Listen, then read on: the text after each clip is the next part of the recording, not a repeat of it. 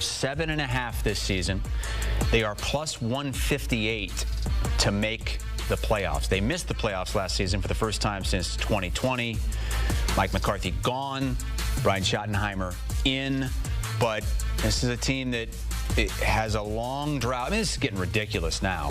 Every NFC team has made the NFC Championship game in the last 15 years. Other than the Cowboys, crazy. It's been doing the same thing over and over, which is not making the NFC Championship game. It's been 30 years now since they've done it.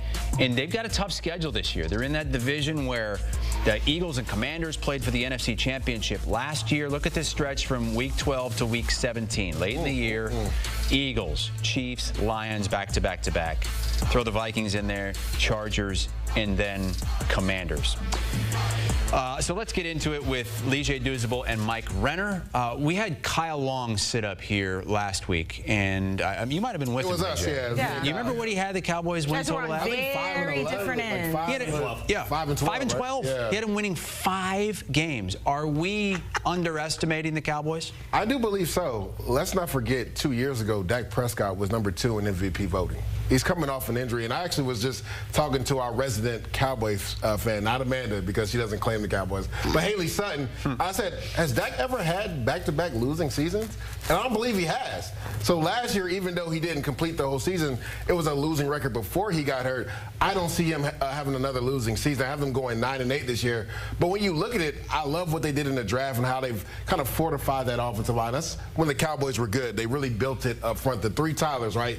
Tyler Booker, who they took in the draft, Tyler Smith, who's an all-world guard, and Tyler Guyton, who you hope takes a sophomore leap this year. So things are built in the trenches for them as well. I think the Cowboys are going to be a team that's going to be underrated and may surprise a lot of teams. I have them going 9-8. Would not be surprised if they go 10-7. Yeah, I think the range of outcomes for the Cowboys is all over the map. Yeah. One, because you added the biggest wild card in George Pickens. Like if he shows up and wants to play in a contract year, you have 2 #1 wide receivers. If he shows up and does a lot of the same things he did in Pittsburgh, he's going to ruin that locker room. Like there's going to be infighting in that locker room. But there are holes. There are unique holes on this team that I'm worried about. The tackle position, one, what I saw from Tyler Guyton as a rookie does not make me excited about what a year 2 leap could be from him. And then I also think defensively, they're real small up the middle. This team could get ran on once again, and you're not in a good division to try to stop the run against the Commanders, against the Philadelphia Eagles as well. Is there enough for them, though, to make it, or would they have to change something in the middle of the season to the postseason? This is a team that has not made it past the divisional round since they won the Super Bowl.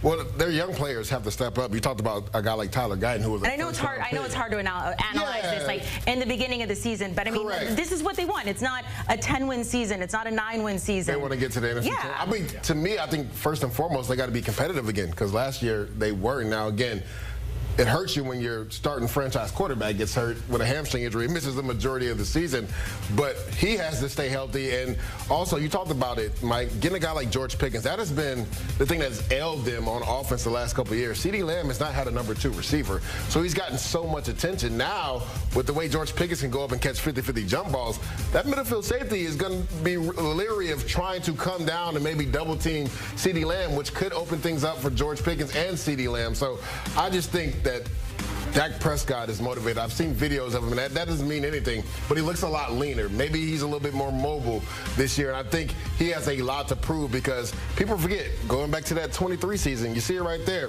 36 touchdowns, only 9 interceptions, was #2 in the MVP race. A lot of people actually thought he should have won it over Lamar Jackson that year.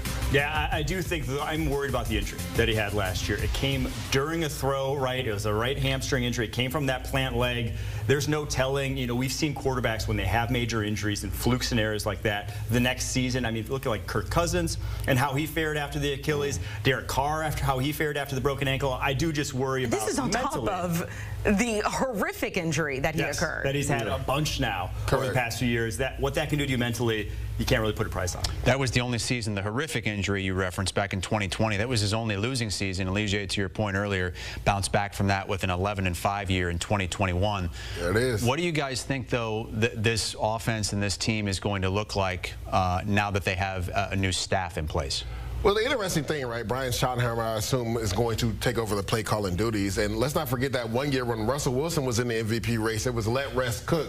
So I could see Schottenheimer opening this up now that he has a number 2 receiver and throwing the ball down the field. People have wondered, what is the backfield going to look like for the Dallas Cowboys, right? Javonte Williams signs there. You take Jayden Blue in the draft. Miles Sanders is trying to resurrect his career, so there'll be some nice competition in the backfield. But I can see this team really opening it up. And you see it under Brian Schottenheimer the last 2 years, even though Mike McCarthy called the plays. They were one of the most explosive offenses in football. So look for this team to really push the ball down the field. Yeah, well, the secret sauce 2 years ago to Dak's almost MVP campaign was the drop-back passing game. But the also secret sauce to a drop-back passing game is protection up front. Yeah. He was the highest graded by PFF quarterback in the NFL on standard drop-back passes. Not play action, your run-of-the-mill drop-back passes, but he also had Tyron Smith in his last year playing at a high level. Tyler Guyton ain't that. Terrence Steele ain't that. I do worry about this tackle position if that's going to be what they go for offensively. Chris mentioned the difficulty of the Cowboys schedule. Really, all of the NFC East has some of the most difficult schedules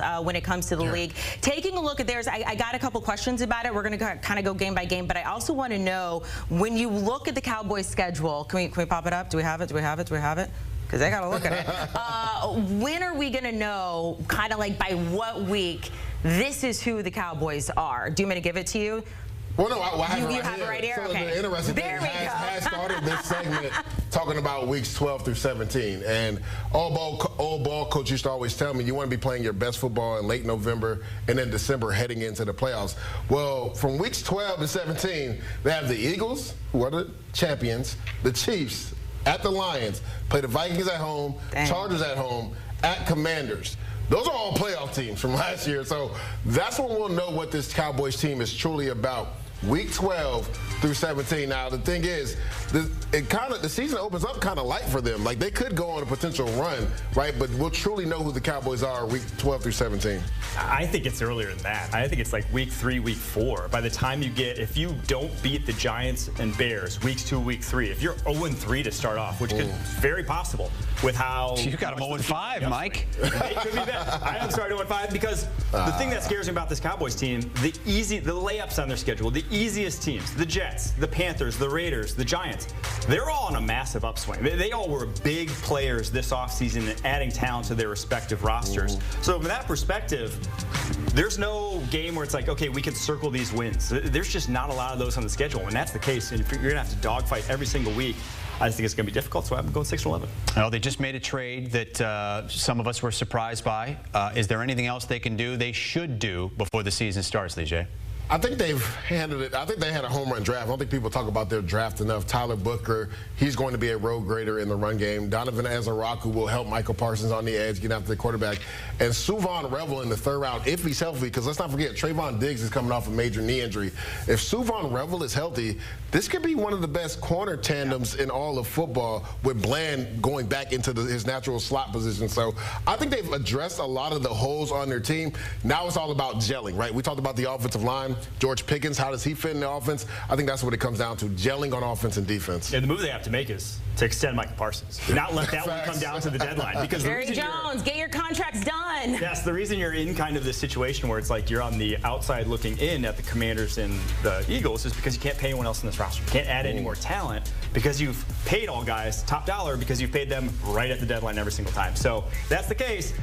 If you wait till the end of, after this season, and Michael Parsons has a monster year, maybe wins Defensive Player of the Year, he's going to be at like the $45 million a year mark, and, well, you're going to have a cash-strapped roster once again. I will say, to give Brian Schottenheimer credit, and we talked about this earlier in the week, Michael Parsons, who could be a no-show right now, is showing up occasionally because Brian Schottenheimer went to one of his events and he said, look, if I have a head coach that's going to show up for me, I'm going to show up for him, even if they are in the middle of contract negotiations. Guys, we appreciate it. We appreciate them showing up because Pete Prisco fell OTA